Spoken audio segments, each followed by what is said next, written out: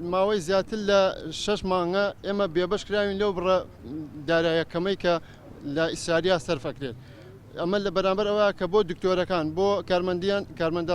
ڕسمیەکان یاخود عەقدەکان سەرف کراوە ئێمەیان لێ بەش کردووە. بڕیارماندا بۆ بایکۆرکردنی هۆڵەکان و قاوشەکان و یەکانی نەخۆشخانە و مانگرتن لە کارەکانمانە تا ئەو کاتەی دڵنیا ئەبینەوە لەوەی کە شایستەدارایی و حەقی خۆمان پێ دەدێت.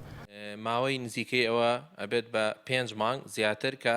خۆبەخشانی نەخۆشخانەی هیوا کە ژمارەیان نزیکەی 145 خۆبەخش دەبێت لەو نظامی کە پێشتر هەبوو نظامی بەدەل عیادات کە بوونی هەیە بۆ کارمەندانی ڕسمی و پزیشکان و هەموو فیەکانی ترکە لە نەخۆشخانە خزمەت دەکەن لە دوای تەواوبوونی داوامی فەرمیەوانەیە ئەمان بێبەش کران بە پێی ئەو ڕێنمایانە کە تا 36 2020 ئەوان بەشدار بوون بەڵام لە دوای ئەوە لە ڕێنمایەکان بەدەرکران و ئەوان بە سوپاسەوە بەڕاستی بەردەوام بوون لە خزمەتکردن و ژمارەشیان 145 کارمەند بێگومان خزمەتێکی گەورەیان کردووە توان بڵێم یەکێکن لە کۆڵەکەکانی نەخۆشخانەی هیوا بەڕێبەرایەتی گشتی تەندروستی سلێمانی و هەروەها وەزارەتی تەندروستیش چەندین جار کتاب کراوە لەسەرم بابەتە و دوایین جار کە کتاب کراوەتەوانێت